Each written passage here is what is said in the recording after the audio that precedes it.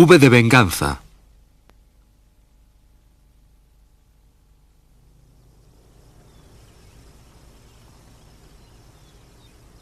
En su día fue el arma más terrible que se pudiera imaginar. Cayendo del cielo con furia sin precedentes, causaba muerte y destrucción a pesar de su pequeño tamaño. Los nazis la llamaron Vergeltungswaffen, el arma de represalia. Fue el primer atisbo del futuro terror nuclear.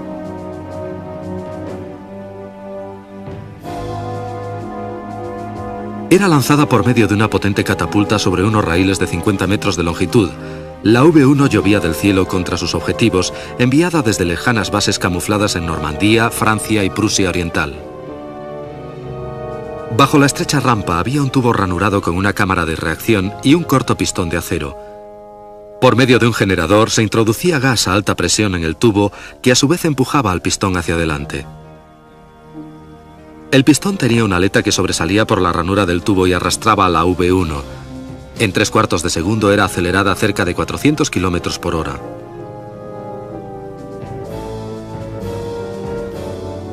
Esta rampa de lanzamiento traída a Inglaterra al final de la Segunda Guerra Mundial se exhibe ahora en el Museo Imperial de la Guerra en Duxford. Provista de un heterodoxo sistema de propulsión, un pulso-reactor, el cohete poseía una célula muy sencilla, unas alas rectangulares y transportaba una gran carga de explosivo. Guiada por un caprichoso piloto automático, su imprecisión la hacía más terrorífica todavía. Desde seguros refugios en el continente, las V1, más concretamente las Fieseler FI-103, hacían de las masacres un ejercicio frío y distante. Por primera vez, la gente de un país lejano podía ser sacrificada por control remoto. La V1 fue la primera de un ejército de misiles nazis. El Henschel 293 era un misil aire-tierra lanzado en vuelo de los más avanzados que vieron el combate. Propulsado por un motor cohete y guiado por radiocontrol, era dirigido visualmente desde su avión nodriza hasta el blanco. Su velocidad de impacto variaba entre 435 y 900 km por hora.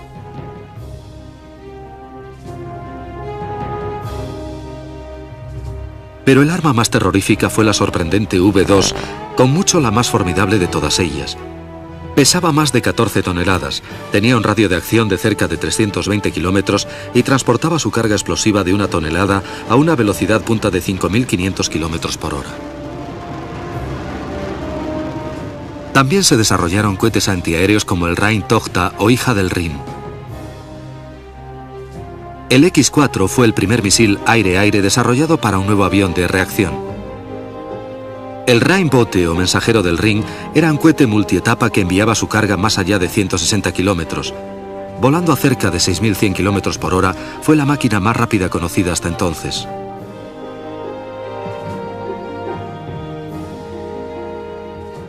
Antes de la guerra, los cohetes alemanes se habían beneficiado de una larga etapa de experimentación patrocinada por el gobierno.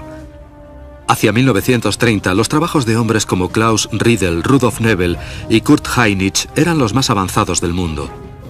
Sus esfuerzos fueron pronto seguidos por los de Hermann Oberth y Werner von Braun, probablemente los nombres históricos más significativos en el desarrollo de los cohetes.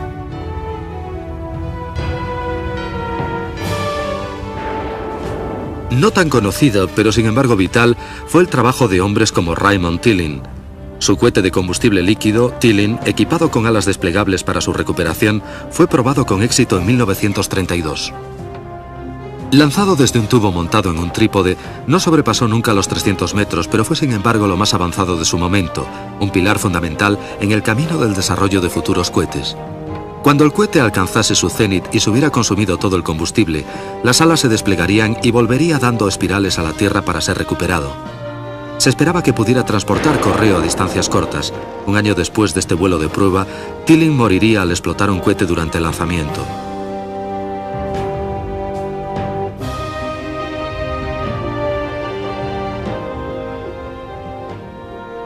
Gerhard Zucker también desarrolló la idea del cohete postal. En 1935, Zucker disparó en Alemania este gran ingenio después de haber lanzado uno más pequeño en Escocia. En Gran Bretaña se determinó que era un peligro público.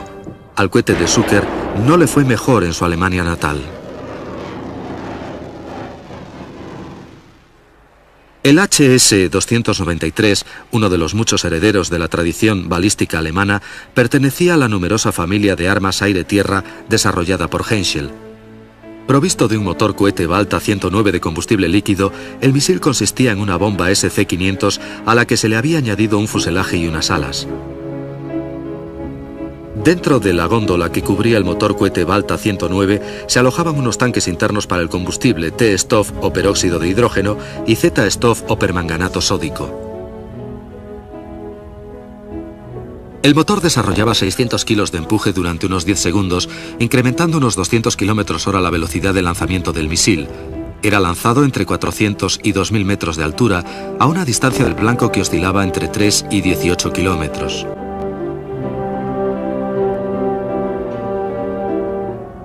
Se llenaba el depósito de combustible antes de adosarlo al misil. Aquí, probablemente un modelo HS-293D es preparado para una prueba de lanzamiento desde un Heinkel 111H. En 1944, este arma fue probada en misiones contra barcos. Se dispararon unos 70 misiles de pruebas para perfeccionar su puntería y fiabilidad. Sorprendentemente, como las bombas inteligentes de hoy en día, esta versión del misil Henschel estaba equipada con una cámara de televisión montada en el morro para visión remota y direccionamiento al blanco. Los cuerpos cónicos colocados en la punta de los planos tenían como misión disminuir la velocidad, causando resistencia para que no sobrepasase sus límites estructurales y se desintegrase en el aire. Aunque la mayoría de los HS-293 eran guiados por radiocontrol, algunos estaban equipados con un sistema de seguimiento por cable que unía físicamente el avión nodriza y el misil. Iba dejando atrás un hilo que le conectaba a un controlador a casi 30 kilómetros de distancia.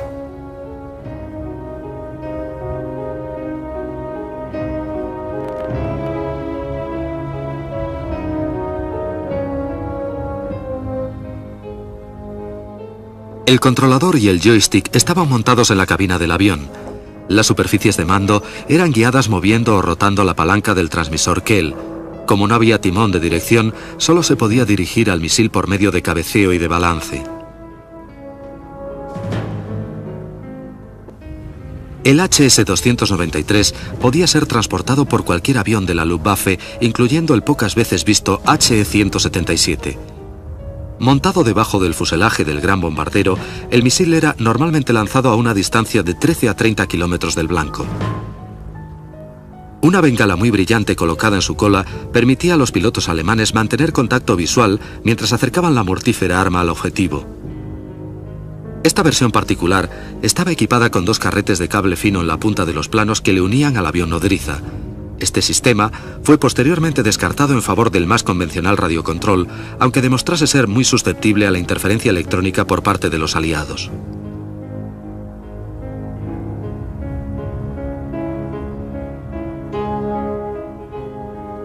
El HS-298V2 de Henschel, con su extraña y protuberante carga explosiva, era un descendiente del primer misil de la compañía, el HS-298V1. El primitivo HS-298 no era tan aerodinámico y la carga explosiva, el generador del sistema de control y el molinete estaban dispuestos en posición opuesta al V2. La carga explosiva estallaba al contacto con el blanco. El misil estaba propulsado por un motor de combustible sólido Schmidt 109 que generaba 150 kilos de empuje. El alcance máximo era de 2,5 kilómetros. Cerca de 1900 HS-293 fueron construidos y su éxito alentó a Henschel y a la Luftwaffe a proseguir construyéndolo y someter el cohete a la dura prueba del combate.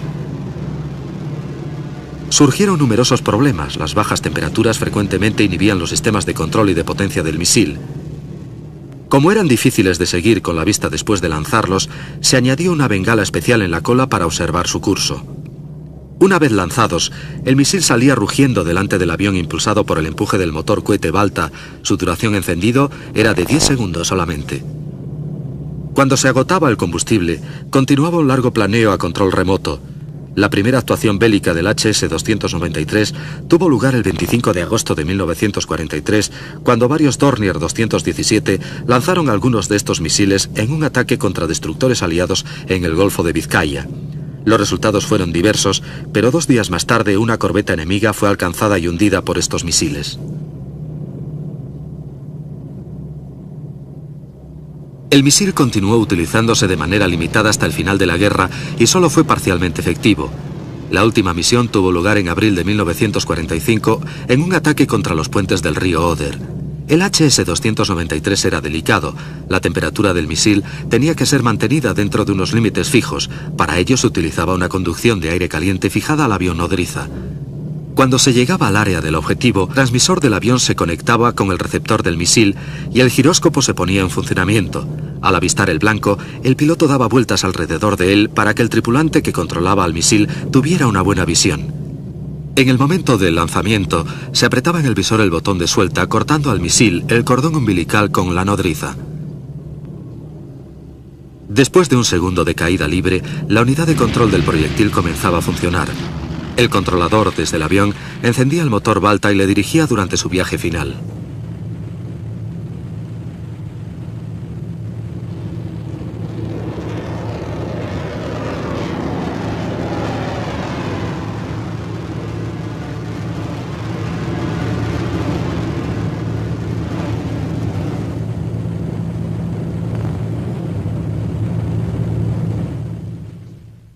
El X-4 fue el primer misil aire-aire de altas prestaciones utilizado por los cazas. Se tenía intención de utilizarlo con el Messerschmitt 262.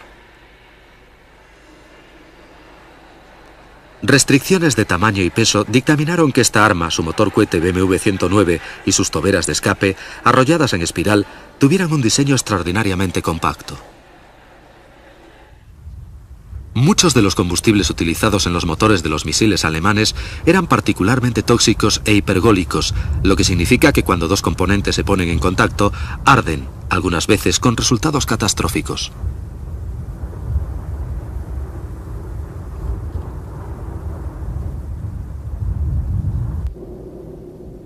El pequeño motor cohete Balta 109 utilizado en el HS-293 usaba los componentes T-Stoff y Z-Stoff. Generaba 600 kilos de empuje durante 10 segundos. Era un poderoso y eficiente acelerador.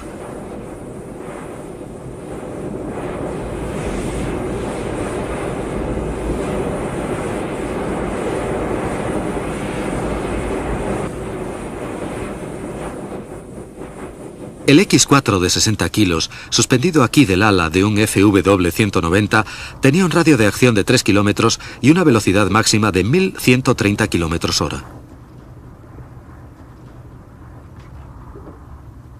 Pero la limitada producción del motor BMW descartó a este misil como amenaza real contra la causa aliada, aunque cerca de 1500 células de X-4 fueron construidas.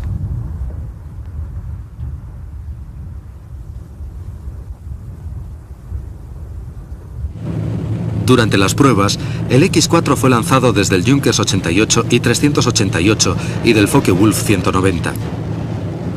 Después del lanzamiento desde este JU-88, se puede apreciar su manera de autoestabilizarse dando una vuelta por segundo alrededor de su eje longitudinal. Era una forma peculiar de volar. El misil era controlado por cable a través de un emisor y un receptor. Se enviaban las señales de cabeceo y guiñada, variando la intensidad de la corriente eléctrica transmitida a lo largo de los cables que salían de las puntas de los planos del misil. Como en el 293, el guiado al blanco era visual a través de un joystick montado en el avión nodriza. La pequeña carga explosiva de 20 kilos era detonada bien por el impacto o por un sensor acústico de proximidad llamado MAISE. Este poco usual sistema detonaba la carga explosiva cuando su micrófono detectaba el blanco y calculaba que estaba a un alcance de 15 metros.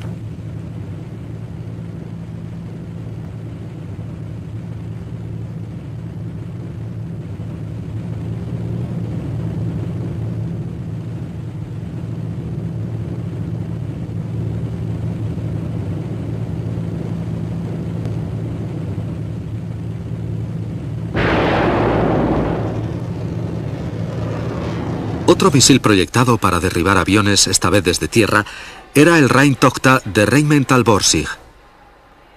Con una unidad de aceleración de 4 toberas, el Rheintochter era un arma sofisticada pensada para intercepciones a gran altura. De 2 etapas, era maniobrado por los canards parecidos a un remo cerca del morro. Todas las otras superficies eran estabilizadores.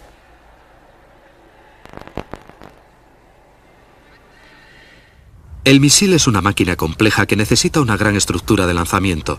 La rampa y su base eran portátiles, pero moverlas costaba un gran esfuerzo. Antes del lanzamiento, el misil era apuntado hacia su blanco. En vuelo se le seguía visualmente. El corto y cilíndrico acelerador tenía 6 estabilizadores parecidos a aletas con una flecha muy pronunciada. En las primeras versiones, 6 toberas de escape estaban regularmente espaciadas alrededor de una tobera central, y el combustible, igual que el de la etapa superior, era diglicol sólido. En las últimas versiones, los aceleradores utilizaban combustible líquido.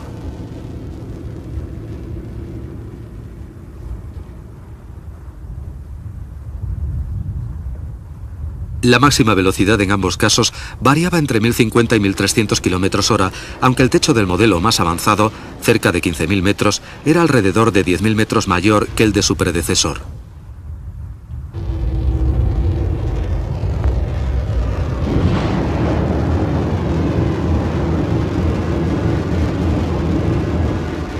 El Rheintochter no fue un arma con demasiado éxito.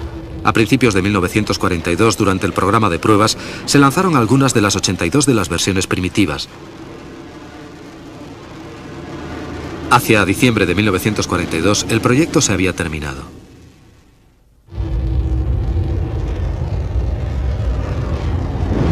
Un misil más avanzado, el llamado R-3, con un acelerador de combustible líquido, tenía unas prestaciones superiores, pero cuando fue puesto en servicio, había pasado sin remedio su momento.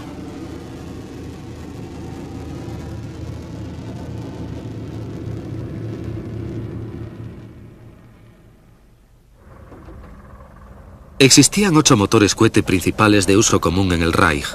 Los más importantes de ellos eran los BMW, Schmieding y la serie de motores Balta 109. En Peenemünde se estaba desarrollando un poderoso y nuevo motor para el misil V2. Todos ellos demostraron ser relativamente robustos, fiables y sencillos de fabricar y operar. Había esencialmente 10 opciones de combustible para esos motores. A-Stoff, que era oxígeno líquido, B-Stoff, gasolina, C-Stoff, una mezcla de hidrato de hidracina y alcohol metílico, M-Stoff, metanol, R-Stoff o Tonka 250, una mezcla de silidina y trietilamina, SV-Stoff, ácido nítrico, T-Stoff, peróxido de hidrógeno, Z-Stoff, permanganato cálcico, Bisol, que era isobutil vinilo éter, y Basak 61 de combustible sólido.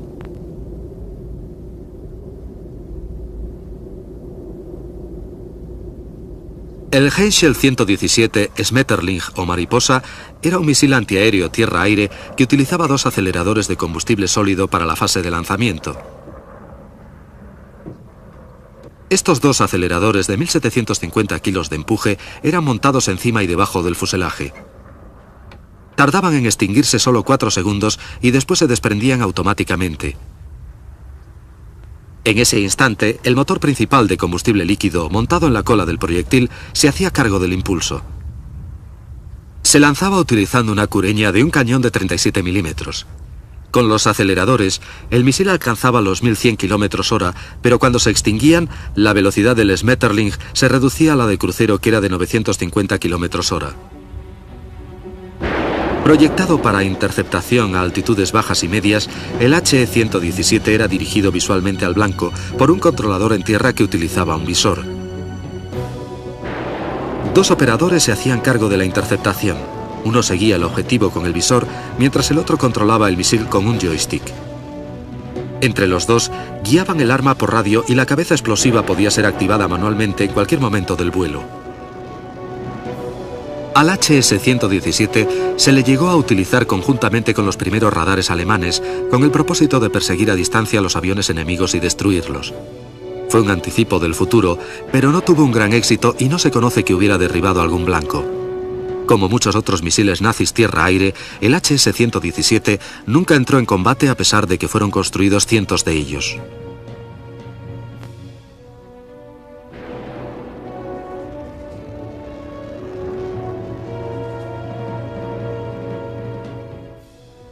Con mucho, el mayor misil tierra-aire desarrollado durante la Segunda Guerra Mundial fue el Wasserfall o Cascada. Cerca de 35 prototipos fueron lanzados, pero ninguno entró en servicio. Basado en la misma aerodinámica de la V2, era algo más pequeño pero más maniobrable. Se estimaba que alcanzaría altitudes de más de 19.000 metros y una velocidad de cerca de 3.000 km/h. El radio de acción sería de unos 50.000 metros. El Wasserfall tuvo problemas con el combustible. Se probaron varias combinaciones de ácido y queroseno, pero no se encontró la mezcla adecuada antes de que acabara la guerra.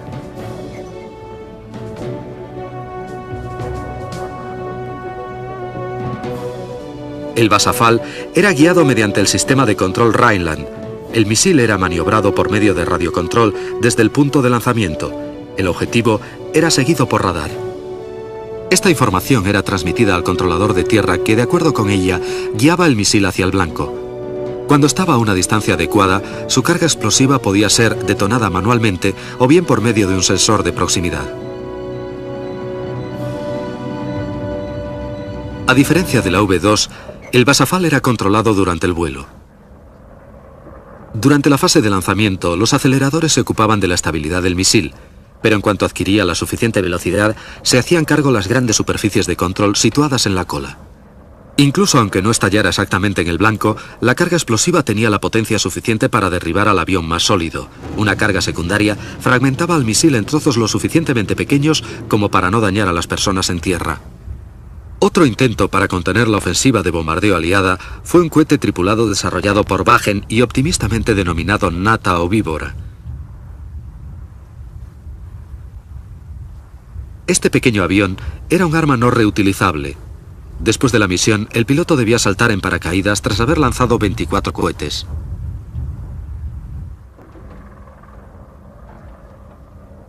De todos los cohetes que llegaron a actuar en combate, el más terrible de todos con mucho fue la sorprendente V2. El primer misil balístico operacional del mundo tuvo irónicamente su origen como respuesta a la limitación de armamentos impuesta a Alemania en el Tratado de Versalles. Se comenzó a trabajar en cohetes y misiles a principios de los años 30 y de esta manera el Tercer Reich tuvo ventaja inicial en las aplicaciones militares de la nueva arma.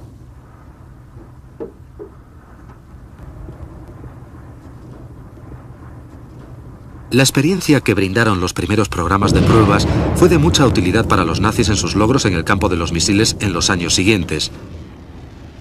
Las pruebas a escala reducida de los A4 y A5 sentó la base para el desarrollo a escala real del A4, que pronto fue conocido como V2. Después de unas pruebas iniciales cerca de Borkum, los principales programas de cohetes fueron trasladados a Peenemünde.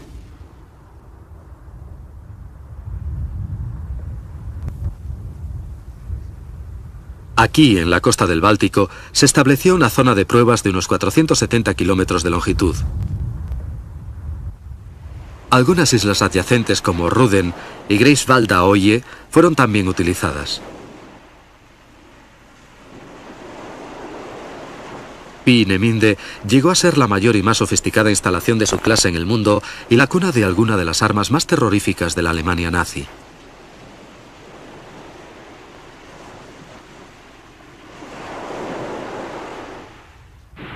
Los pequeños cohetes para la artillería no fueron olvidados por los planificadores.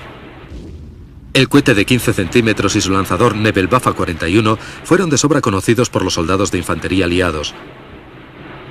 De construcción económica, sólido y fácil de transportar, el sistema tenía una increíble cadencia de fuego y un poder destructivo terrible. Los 6 tubos de este arma de 130 centímetros de longitud podían ser disparados y recargados en 90 segundos. La cureña era normalmente remolcada por un camión de 3 toneladas. Los cohetes con un alcance de unos 7 kilómetros eran disparados a intervalos de 2 segundos. Los soldados americanos los llamaban la chillona Mimi. Tenían más de 1 metro de longitud y pesaban entre 32 y 36 kilos. El propulsor consistía en 6 barras de dinitrato de glicol dietileno activadas eléctricamente desde una consola de control remoto. Estos mortíferos cohetes eran enviados al frente embalados individualmente en cajas de madera.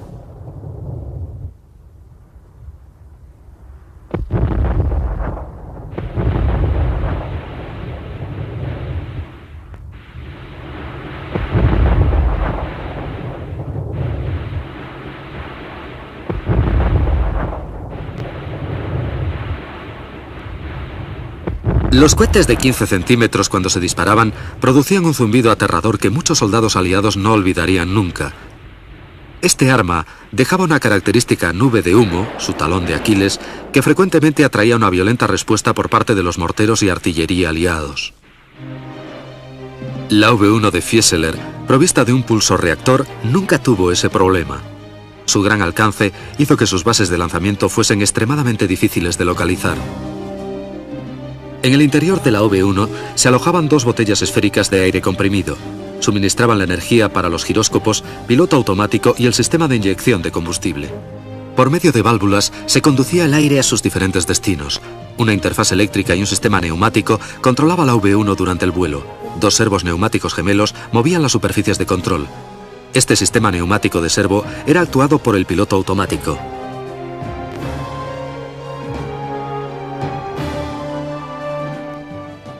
La V1 era instalada a mano en su cuna y en la rampa de lanzamiento. Una vez colocada en posición, una manguera de neumático y la conexión eléctrica eran los únicos cordones umbilicales. Con un fuerte empuje, el misil alcanzaba 110 metros por segundo en el momento de abandonar la rampa. Un selector de 3 posiciones encendía el motor y activaba la catapulta. En su posición intermedia aceleraba al máximo el pulsorreactor. 7 segundos después, la presión de la catapulta era lo suficientemente elevada para cercenar un pasador de retención de 6 milímetros, liberando la cuna soporte del misil. En menos de un segundo, la mortífera bomba volante estaba en el aire. Su perfil de vuelo era sencillo, prácticamente una línea recta desde el punto de lanzamiento hasta su destino, lo que hacía que la V1 fuera vulnerable. Una vez sobre el objetivo, cuando se cortaba el suministro de combustible, comenzaba su picado hacia tierra. Solo con apretar un botón, miles de V1 fueron lanzadas desde cientos de bases repartidas a lo largo de todo el territorio ocupado por los nazis. El motor Argus 109 era un pulsorreactor, esencialmente un tubo de acero soldado, con una rejilla en la admisión que soportaba un conjunto de válvulas de persiana cargadas por medio de muelles. Entre las válvulas estaban los inyectores que pulverizaban el combustible en la cámara de combustión. Una bujía se encargaba del encendido inicial. Dependiendo de la presión de la cámara, las válvulas se abrían y cerraban admitiendo más aire y quemando más queroseno. Este proceso originaba un ruido intermitente característico que hizo que muchos holandeses y británicos que sobrevivieron los ataques de la V1 no pudieran olvidarlo. El motor Argus se probó por primera vez en un velero DFS-230 el 30 de abril de 1941. Las pruebas iniciales establecieron la viabilidad del motor y su comportamiento a baja velocidad. Se realizaron todavía otras pruebas con un biplano Gotha 145. Un pulsorreactor se instaló debajo del fuselaje. Su extremo trasero estaba sujeto mediante una articulación para permitir el despegue y aterrizaje. El comportamiento del motor fue observado desde la cabina posterior durante el vuelo. Un Messerschmitt 110 voló también con el pulsorreactor Argus. El profesor Messerschmitt construyó también el ME-328, que fue uno de los pocos aviones tripulados que voló exclusivamente con el empuje de los pulsorreactores.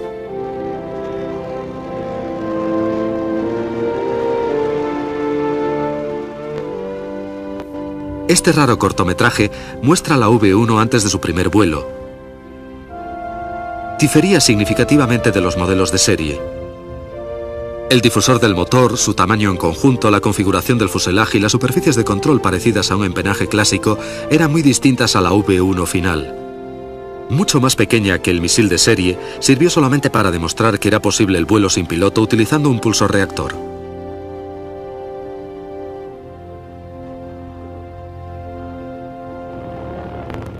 El proceso de combustión no fue dominado fácilmente.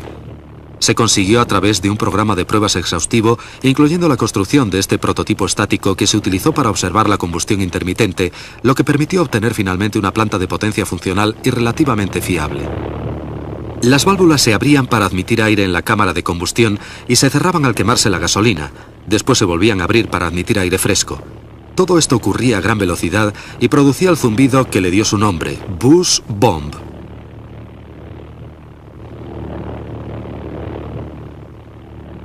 El misil dejaba tras de sí un rastro de fuego. Visible a grandes distancias, frecuentemente delataba su trayectoria a los interceptores aliados. Las V1 se lanzaron por primera vez en condiciones de combate en abril de 1944. Pruebas exhaustivas, algunas desde un Heinkel 111, demostraron que el lanzamiento desde el aire era una alternativa factible. Un determinado número de H-111 fueron modificados para este cometido.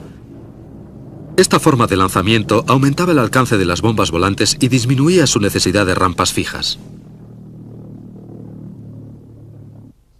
El descenso de la V-1 al objetivo era rápido y rodeado de un extraño silencio. Tan pronto como el motor era detenido sobre el objetivo, el misil picaba sin previo aviso. La carga explosiva de 850 kilos de la V-1 era de una eficacia glacial. Podía destruir grandes estructuras y cobrar su tributo de sangre de los civiles atrapados en el desastre. Más de 8.000 bombas fueron lanzadas en el transcurso de la guerra y en un periodo de 9 meses, cerca de 2.500 cayeron en Londres, matando más de 6.000 civiles.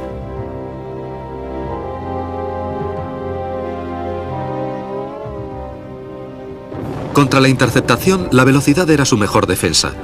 La artillería antiaérea la esperaba en primera línea. Acertarle a la V-1, que tenía normalmente un crucero de 580 km/h, era difícil pero no imposible. No era necesario el impacto directo, pues la metralla podía inutilizar el misil o dejar inoperativo su delicado sistema de control. Incluso cuando un misil era alcanzado, sus restos ardientes demostraron ser un peligro.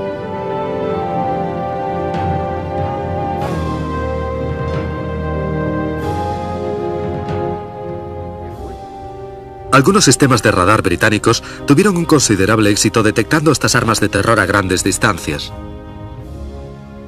Estas unidades daban una valiosa alarma a las gentes de Amberes y al personal antiaéreo que estaba esperando a las V-1. Los artilleros podían, al menos, prepararse para el ataque. Se obtuvo algún éxito utilizando el radar como un sistema de puntería para los cañones.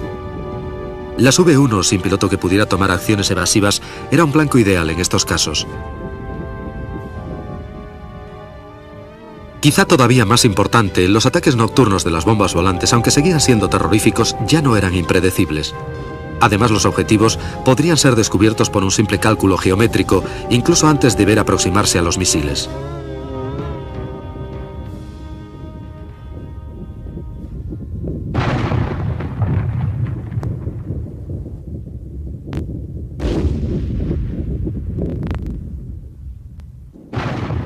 A pesar de todos los esfuerzos para contenerlas, los ataques de las bombas volantes continuaban siendo temibles. Se enviaron miles, pero con el tiempo, al ser mejoradas las defensas, solo una cuarta parte de ellas alcanzaban sus objetivos.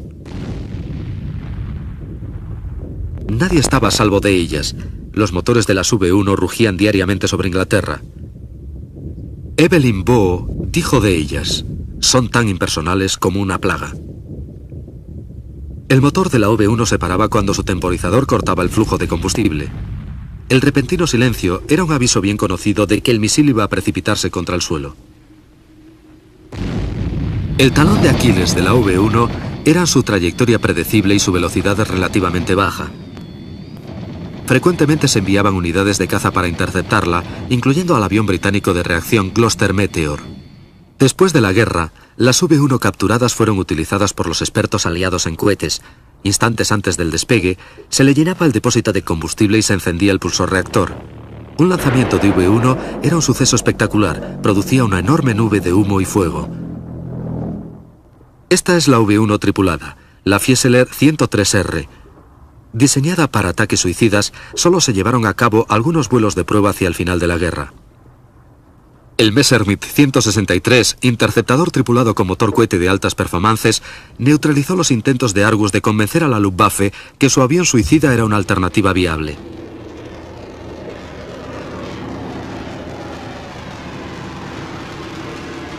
Las extraordinarias velocidades alcanzadas por este pequeño caza sin cola nunca fueron igualadas en la guerra. Incluso la aceleración del Comet sigue siendo sorprendente para los estándares de hoy.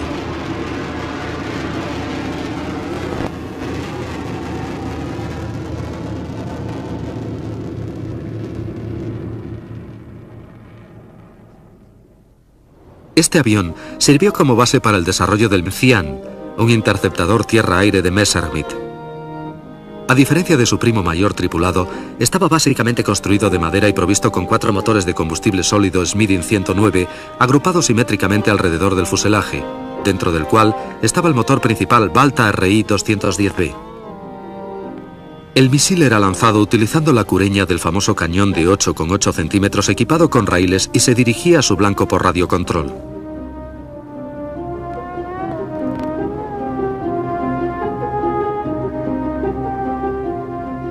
Peenemünde era una lejana aldea de pescadores en una isla del mar Báltico. El abuelo de Werner von Braun cazaba patos allí. Pero en 1939 se convirtió en el centro de cohetes más grande del mundo. Poseía fábricas de oxígeno líquido, talleres subterráneos, hangares y túneles aerodinámicos, uno de ellos supersónico. Cerca de 4.000 ingenieros y científicos alemanes vivían en sus playas. Otros miles, trabajadores extranjeros y forzados, suministraban la mano de obra necesaria para que el gigantesco proyecto progresase y produjera un arma de represalia dirigida contra el enemigo. Sorprendentemente, a pesar del dominio del aire de los aliados, la factoría permaneció desapercibida durante más de 3 años.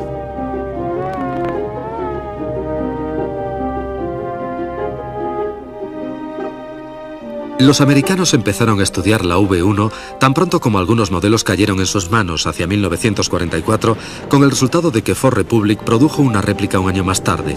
Se denominó Loon. Las réplicas de las rampas de lanzamiento que se construyeron tenía como cometido estudiar la mejor forma de combatir al ingenio alemán, pero fueron posteriormente modificadas para probar los misiles americanos. Al principio, el misil Loon utilizaba los mismos medios de lanzamiento que la V1. Cuando se introducía el pistón en el tubo de disparo, se le sellaba para evitar pérdidas. Después el carro de arranque con su generador de gas era colocado en posición. Este lanzamiento ha fallado, probablemente a causa de un mal funcionamiento del sistema de propulsión.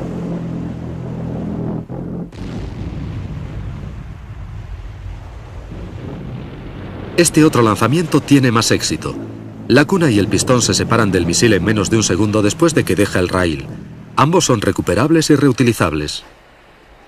El Rheinmetall Borsig Rheinbote, fino como un lápiz, era uno de los primeros de su clase y fue el precursor de una nueva tecnología, el cohete multietapa.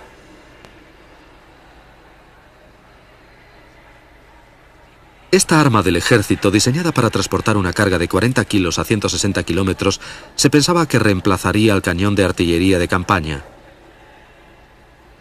La primera de las 4 etapas de combustible sólido tenía 6 aletas y 7 toberas de salida y generaba más de 37.000 kilos de empuje durante un segundo.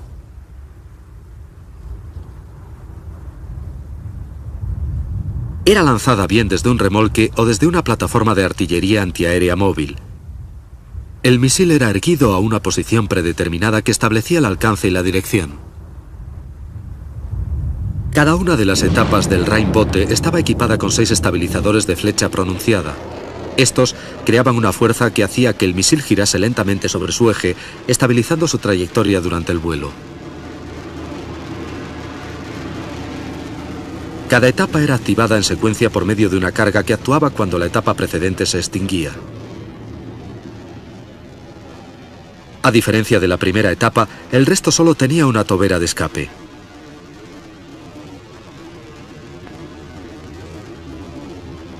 El Rheinbote no estaba guiado por control remoto, sino que como un proyectil de artillería dependía totalmente de sus condiciones iniciales de lanzamiento.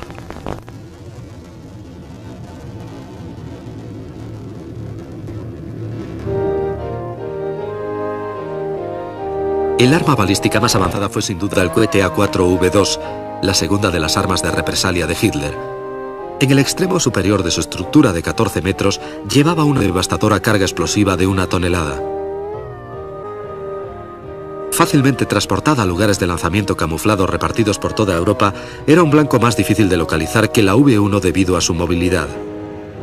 Más precisa que la V1, era también 10 veces más rápida y no tenía defensa posible. Los lugares de lanzamiento solo necesitaban un equipo móvil y unos pocos vehículos soporte. La carga de combustible podía hacerse en el mismo lugar del disparo. La sala de control móvil estaba acorazada con espesas planchas de blindaje. Dentro, el personal manejaba un panel de control conectado al misil.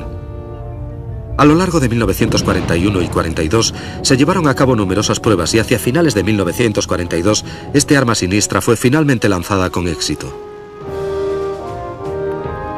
Bajo la dirección de Walter Domberger, el programa de la V2 avanzó rápidamente, pero no fue un desarrollo fácil.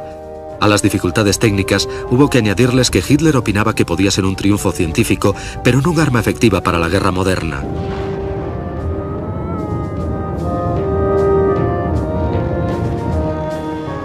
Una serie de lanzamientos fallidos precedió al primer vuelo de la V2. Murieron personas del equipo técnico y también fueron destruidas edificaciones. La mayor frustración fue originada por problemas de los sistemas de estabilización y guiado de los enormes cohetes.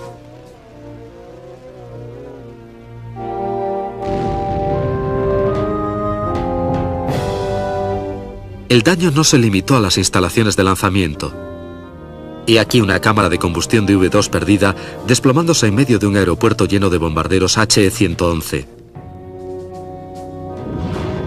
Fallos en las rampas de lanzamiento con misiles llenos de un combustible extremadamente volátil originaron espectaculares explosiones que no serían olvidadas por aquellos que las presenciaron.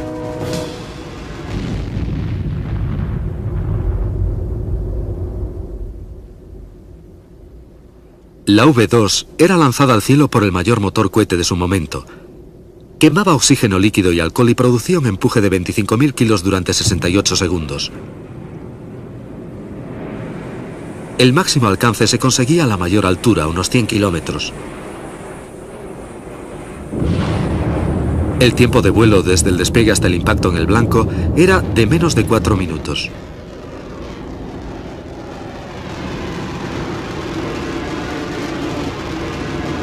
La relación empuje-peso era aproximadamente de 2:1. Después de la ignición, la V2 esperaba unos segundos antes de despegar. Pero una vez abandonaba la rampa de lanzamiento, aceleraba muy rápidamente. Por medio de un control automático, deflectores de flujo y después de ellos los timones, se mantenía en su curso al misil durante el resto del vuelo.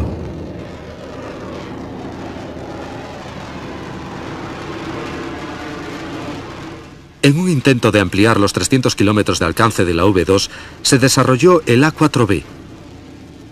Estaba equipada con alas de flecha pronunciada. Solo se dispararon 2 antes de que el programa fuera cancelado. El primer lanzamiento no tuvo demasiado éxito.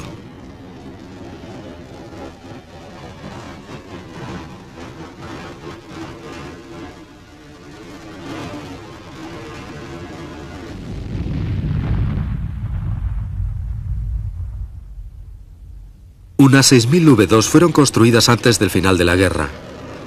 De esas, unas 3.000 se lanzaron contra objetivos aliados. 1.054 cayeron en Inglaterra y otras 1.675 en blancos de la Europa continental.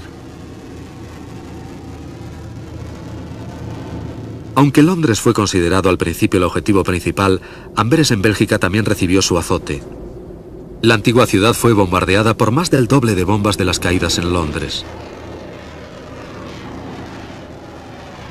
Después de la guerra, las V2 capturadas fueron exhaustivamente examinadas por los servicios de inteligencia americanos y los expertos en cohetes. Fueron apresadas grandes cantidades de piezas de estos misiles por los vencedores aliados. Cientos de V2 terminadas fueron enviadas a América y usadas en un programa experimental de vuelos de prueba. Comenzando en abril de 1946, se lanzaron misiles en White Sands, Nuevo México, Cabo Cañaveral, Florida y desde la cubierta de un portaaviones de la US Navy. Estas pruebas condujeron al pleno desarrollo del programa balístico americano y a la carrera de armamentos contra la Unión Soviética.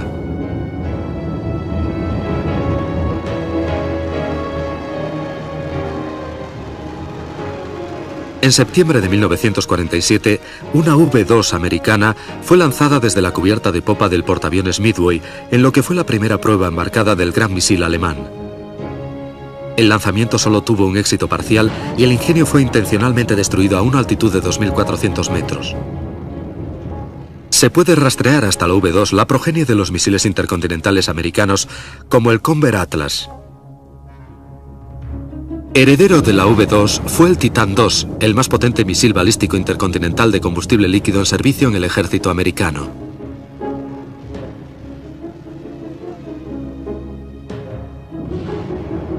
El Minuteman I de combustible sólido fue otro descendiente de la V2.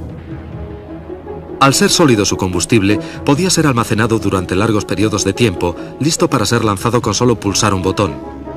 Los avances logrados fueron escalofriantes. Se podían transportar cabezas nucleares múltiples a 13.000 kilómetros y destruir ciudades enteras. En el mundo moderno, la capacidad destructiva de las V1 y V2 parecen ridículas. Pero su legado es doble. Por una parte terrorífico, y por la otra prometedor, pues ellas han abierto el camino de la exploración del cosmos. En apenas 50 años, los logros científicos que ellas pusieron en marcha esclavizan a la humanidad, pero por contra, la liberan hacia nuevos horizontes. Pero las armas V tenían otra finalidad mucho más oscura. Hoy en día, sus hermanas del apocalipsis son frecuentemente justificadas con palabras que son fiel reflejo de las de Hitler. Si hubiéramos tenido estos cohetes en 1939, no hubiera existido nunca esta guerra.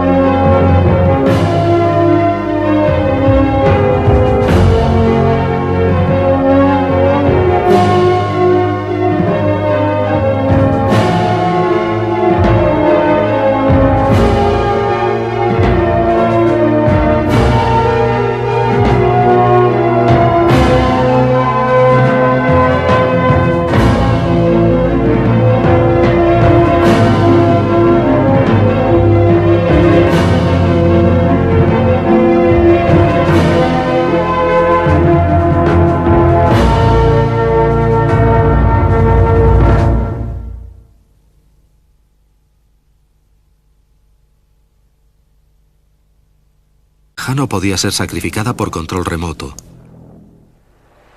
La V1 fue la primera de un ejército de misiles nazis. El Henschel 293 era un misil aire-tierra lanzado en vuelo de los más avanzados que vieron el combate.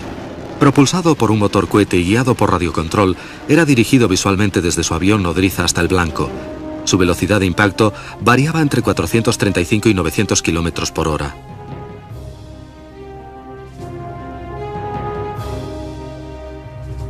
Pero el arma más terrorífica fue la sorprendente V2, con mucho la más formidable de todas ellas. Pesaba más de 14 toneladas, tenía un radio de acción de cerca de 320 kilómetros y transportaba su carga explosiva de 1 tonelada a una velocidad punta de 5.500 kilómetros por hora. También se desarrollaron cohetes antiaéreos como el Rhein-Tochter o Hija del Rin. El X-4 fue el primer misil aire-aire desarrollado para un nuevo avión de reacción. El Rheinbote o mensajero del Rin era un cohete multietapa que enviaba su carga más allá de 160 kilómetros. Volando a cerca de 6.100 kilómetros por hora, fue la máquina más rápida conocida hasta entonces.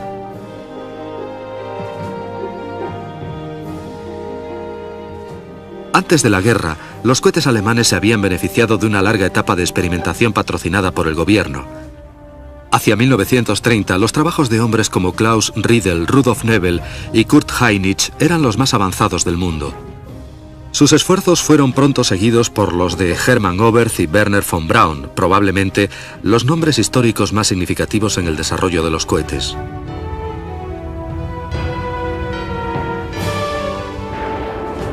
No tan conocido, pero sin embargo vital, fue el trabajo de hombres como Raymond Tilling.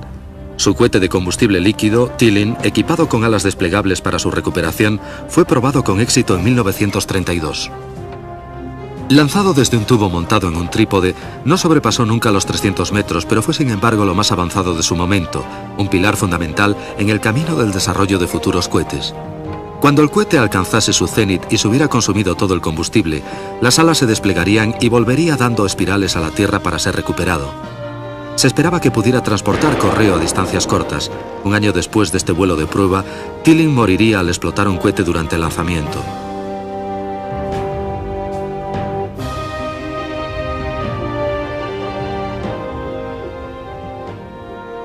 Gerhard Zucker también desarrolló la idea del cohete postal. En 1935, Zucker disparó en Alemania este gran ingenio después de haber lanzado uno más pequeño en Escocia. En Gran Bretaña, el piloto daba vueltas alrededor de él para que el tripulante que controlaba el misil tuviera una buena visión. En el momento del lanzamiento, se apretaba en el visor el botón de suelta, cortando al misil el cordón umbilical con la nodriza. Después de un segundo de caída libre, la unidad de control del proyectil comenzaba a funcionar. El controlador, desde el avión, encendía el motor Balta y le dirigía durante su viaje final.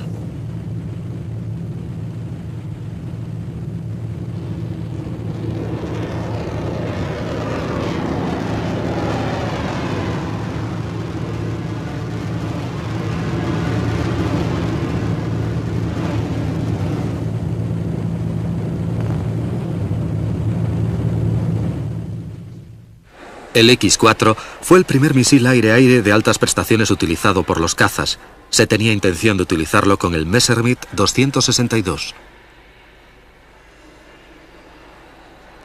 Restricciones de tamaño y peso dictaminaron que esta arma, su motor cohete BMW 109 y sus toberas de escape, arrolladas en espiral, tuvieran un diseño extraordinariamente compacto. Muchos de los combustibles utilizados en los motores de los misiles alemanes eran particularmente tóxicos e hipergólicos, lo que significa que cuando dos componentes se ponen en contacto, arden, algunas veces con resultados catastróficos.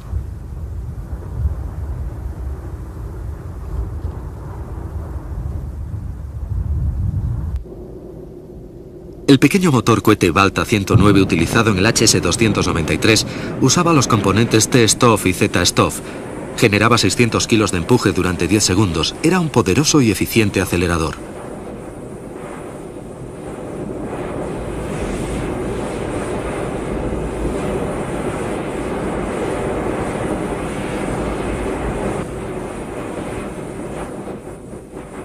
El X-4 de 60 kilos, suspendido aquí del ala de un FW-190, tenía un radio de acción de 3 kilómetros y una velocidad máxima de 1130 kilómetros hora.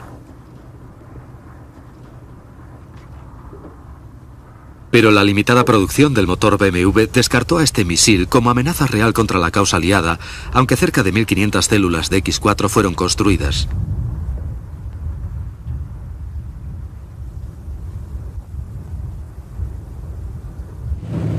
Durante las pruebas, el X-4 fue lanzado desde el Junkers 88 y 388 y del Focke-Wulf 190. Después del lanzamiento desde este JU-88, se puede apreciar su manera de autoestabilizarse dando una vuelta por segundo alrededor de su eje longitudinal. Era una forma peculiar de volar. Se determinó que era un peligro público. Al cohete de Zucker no le fue mejor en su Alemania natal.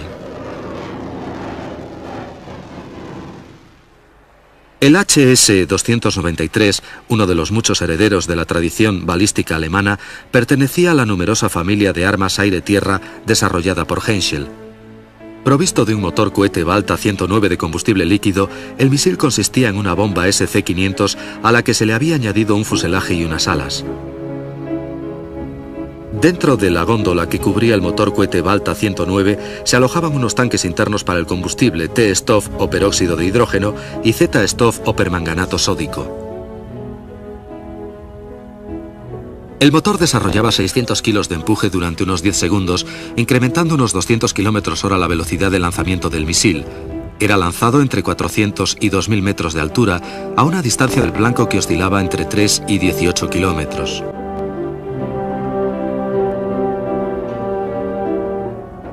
Se llenaba el depósito de combustible antes de adosarlo al misil. Aquí, probablemente un modelo HS-293D es preparado para una prueba de lanzamiento desde un Heinkel 111H. En 1944, este arma fue probada en misiones contra barcos. Se dispararon unos 70 misiles de pruebas para perfeccionar su puntería y fiabilidad. Sorprendentemente, como las bombas inteligentes de hoy en día, esta versión del misil Henschel estaba equipada con una cámara de televisión montada en el morro para visión remota y direccionamiento al blanco. Los cuerpos cónicos colocados en la punta de los planos tenían como misión disminuir la velocidad, causando resistencia para que no sobrepasase sus límites estructurales y se desintegrase en el aire. Aunque la mayoría de los HS-293 eran guiados por radiocontrol, algunos estaban equipados con un sistema de seguimiento por cable que unía físicamente el avión nodriza y el misil.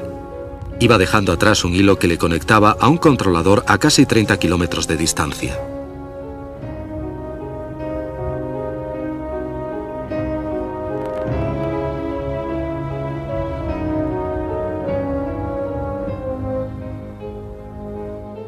El controlador y el joystick estaban montados en la cabina del avión. Las superficies de mando eran guiadas moviendo o rotando la palanca del transmisor Kell. Como no había timón de dirección, solo se podía dirigir al misil por medio de cabeceo y de balance. El HS-293 podía ser transportado por cualquier avión de la Luftwaffe, incluyendo el pocas veces visto HE-177. Montado debajo del fuselaje del gran bombardero, el misil era normalmente lanzado a una distancia de 13 a 30.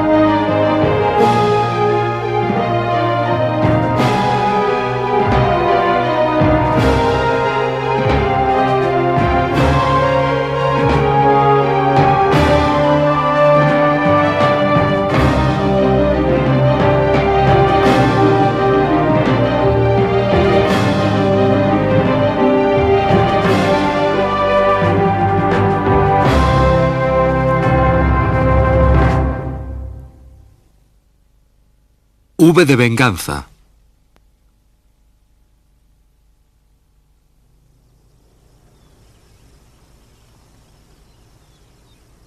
En su día fue el arma más terrible que se pudiera imaginar. Cayendo del cielo con furia sin precedentes, causaba muerte y destrucción a pesar de su pequeño tamaño. Los nazis la llamaron Vergeltungswaffen, el arma de represalia. Fue el primer atisbo del futuro terror nuclear.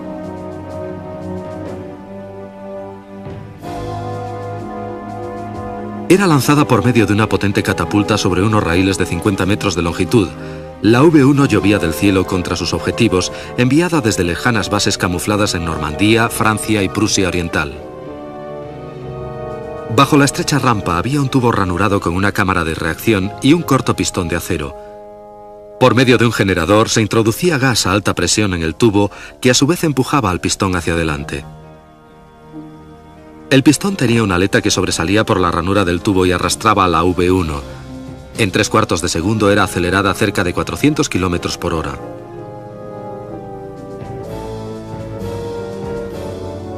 Esta rampa de lanzamiento traída a Inglaterra al final de la Segunda Guerra Mundial se exhibe ahora en el Museo Imperial de la Guerra en Duxford. Provista de un heterodoxo sistema de propulsión, un pulso-reactor, el cohete poseía una célula muy sencilla, unas alas rectangulares y transportaba una gran carga de explosivo.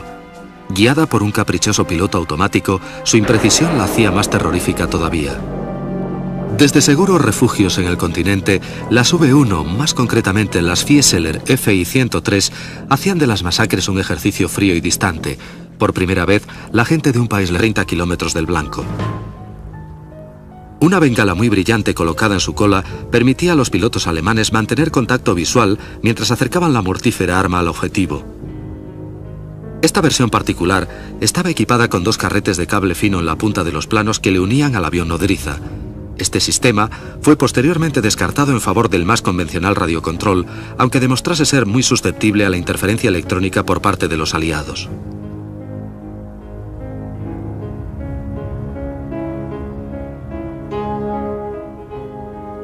El HS-298V2 de Henschel, con su extraña y protuberante carga explosiva, era un descendiente del primer misil de la compañía, el HS-298V1. El primitivo HS-298 no era tan aerodinámico y la carga explosiva, el generador del sistema de control y el molinete estaban dispuestos en posición opuesta al V2. La carga explosiva estallaba al contacto con el blanco. El misil estaba propulsado por un motor de combustible sólido Smithing 109 que generaba 150 kilos de empuje. El alcance máximo era de 2,5 kilómetros. Cerca de 1900 HS-293 fueron construidos y su éxito alentó a Henschel y a la Luftwaffe a proseguir construyéndolo y someter el cohete a la dura prueba del combate. Surgieron numerosos problemas. Las bajas temperaturas frecuentemente inhibían los sistemas de control y de potencia del misil. Como eran difíciles de seguir con la vista después de lanzarlos, se añadió una bengala especial en la cola para observar su curso. Una vez lanzados, el misil salía rugiendo delante del avión impulsado por el empuje del motor cohete Balta. Su duración encendido era de 10 segundos solamente. Cuando se agotaba el combustible, continuaba un largo planeo a control remoto. La primera actuación bélica del HS-293 tuvo lugar el 25 de agosto de 1943, cuando varios Dornier 217 lanzaron algunos de estos misiles en un ataque contra destructores aliados en el Golfo de Vizcaya. Los resultados fueron diversos, pero 2 días más tarde una corbeta enemiga fue alcanzada y hundida por estos misiles.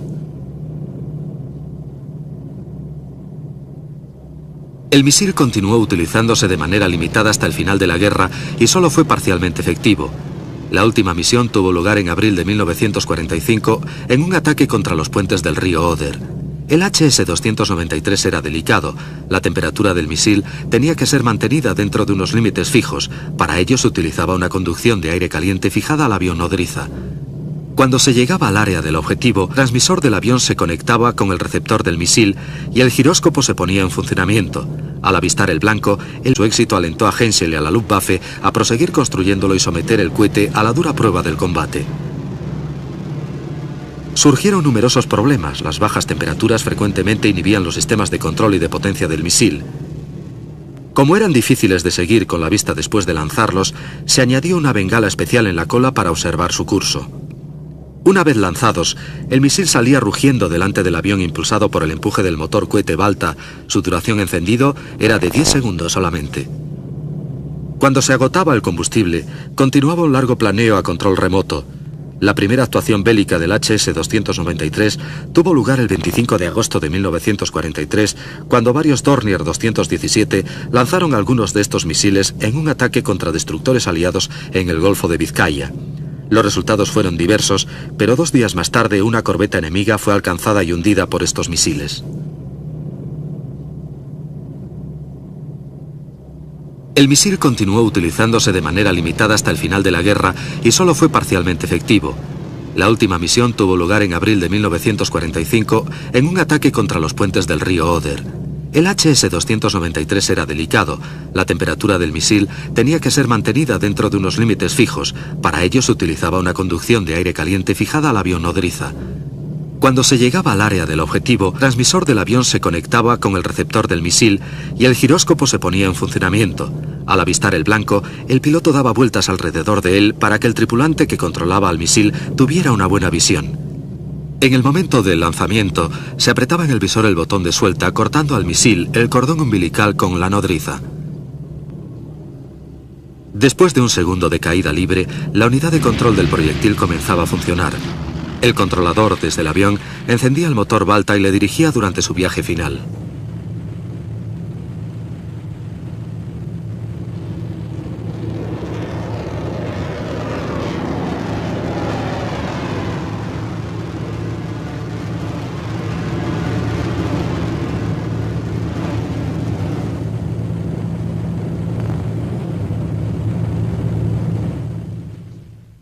El X-4 fue el primer misil aire-aire de altas prestaciones utilizado por los cazas.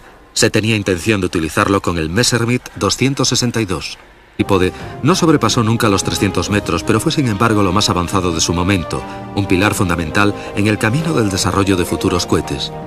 Cuando el cohete alcanzase su cenit y se hubiera consumido todo el combustible, las alas se desplegarían y volvería dando espirales a la Tierra para ser recuperado. Se esperaba que pudiera transportar correo a distancias cortas. Un año después de este vuelo de prueba, Tilling moriría al explotar un cohete durante el lanzamiento.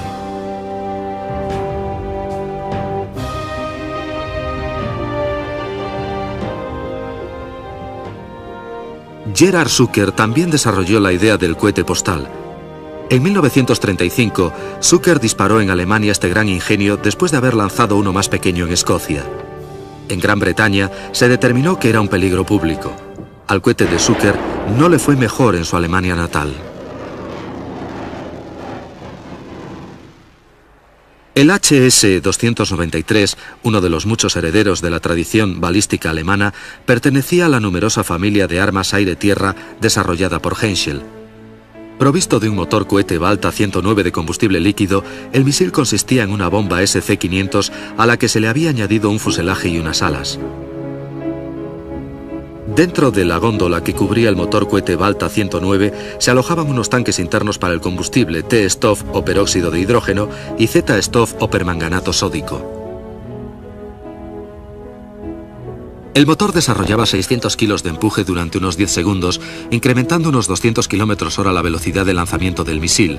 Era lanzado entre 400 y 2000 metros de altura, a una distancia del blanco que oscilaba entre 3 y 18 kilómetros.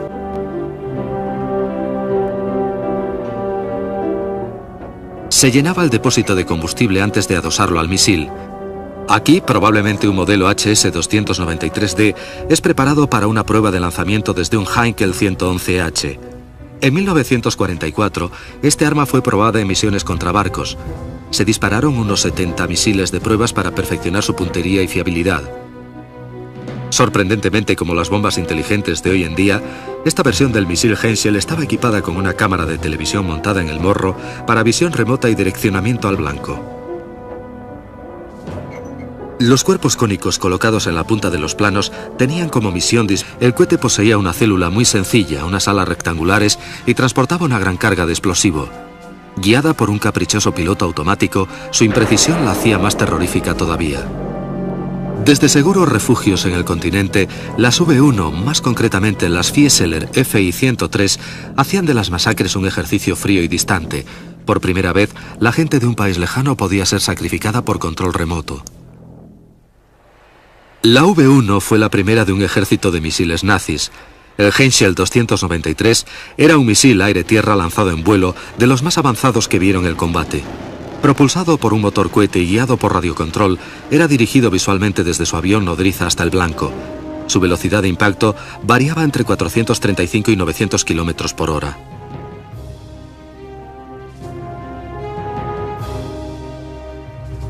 Pero el arma más terrorífica fue la sorprendente V-2, con mucho la más formidable de todas ellas. Pesaba más de 14 toneladas, tenía un radio de acción de cerca de 320 kilómetros y transportaba su carga explosiva de 1 tonelada a una velocidad punta de 5.500 kilómetros por hora. También se desarrollaron cohetes antiaéreos como el Rhein-Tochter o Hija del Rin.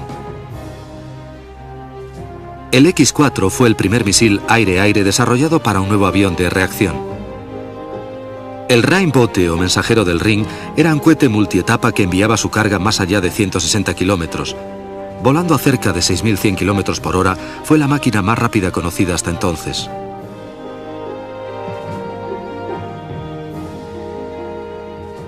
Antes de la guerra, los cohetes alemanes se habían beneficiado de una larga etapa de experimentación patrocinada por el gobierno. Hacia 1930, los trabajos de hombres como Klaus Riedel, Rudolf Nebel y Kurt Heinrich eran los más avanzados del mundo. Sus esfuerzos fueron pronto seguidos por los de Hermann Oberth y Werner von Braun, probablemente los nombres históricos más significativos en el desarrollo de los cohetes.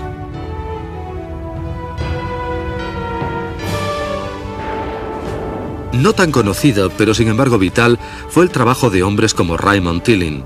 Su cohete de combustible líquido, Tilling, equipado con alas desplegables para su recuperación, fue probado con éxito en 1932. Lanzado desde un tubo montado en un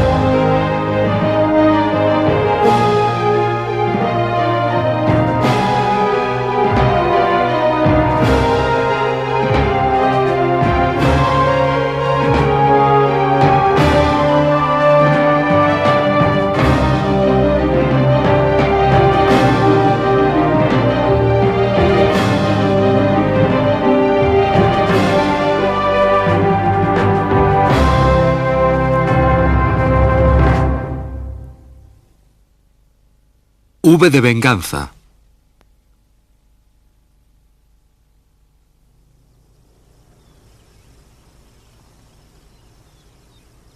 En su día fue el arma más terrible que se pudiera imaginar.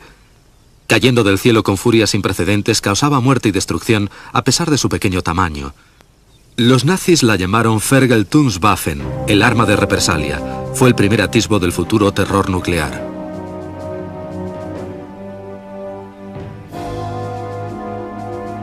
Era lanzada por medio de una potente catapulta sobre unos raíles de 50 metros de longitud. La V1 llovía del cielo contra sus objetivos, enviada desde lejanas bases camufladas en Normandía, Francia y Prusia Oriental. Bajo la estrecha rampa había un tubo ranurado con una cámara de reacción y un corto pistón de acero. Por medio de un generador se introducía gas a alta presión en el tubo, que a su vez empujaba al pistón hacia adelante.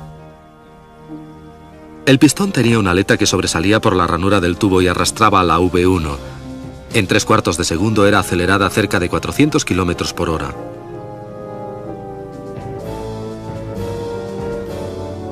Esta rampa de lanzamiento traída a Inglaterra al final de la Segunda Guerra Mundial se exhibe ahora en el Museo Imperial de la Guerra en Duxford. Provista de un heterodoxo sistema de propulsión, un pulso reactor, disminuir la velocidad causando resistencia para que no sobrepasase sus límites estructurales y se desintegrase en el aire. Aunque la mayoría de los HS-293 eran guiados por radiocontrol, algunos estaban equipados con un sistema de seguimiento por cable que unía físicamente el avión nodriza y el misil. Iba dejando atrás un hilo que le conectaba a un controlador a casi 30 kilómetros de distancia.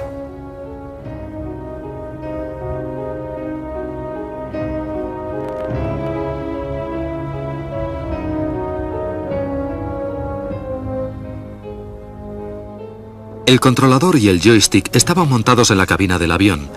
Las superficies de mando eran guiadas moviendo o rotando la palanca del transmisor Kell. Como no había timón de dirección, solo se podía dirigir al misil por medio de cabeceo y de balance. El HS-293 podía ser transportado por cualquier avión de la Luftwaffe, incluyendo el pocas veces visto HE-177. Montado debajo del fuselaje del gran bombardero, el misil era normalmente lanzado a una distancia de 13 a 30 kilómetros del blanco. Una bengala muy brillante colocada en su cola permitía a los pilotos alemanes mantener contacto visual mientras acercaban la mortífera arma al objetivo. Esta versión particular estaba equipada con 2 carretes de cable fino en la punta de los planos que le unían al avión nodriza.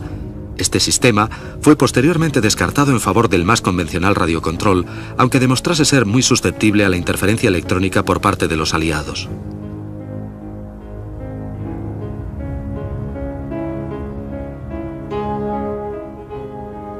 El HS-298V2 de Henschel, con su extraña y protuberante carga explosiva, era un descendiente del primer misil de la compañía, el HS-298V1. El primitivo HS-298 no era tan aerodinámico y la carga explosiva, el generador del sistema de control y el molinete estaban dispuestos en posición opuesta al V2. La carga explosiva estallaba al contacto con el blanco.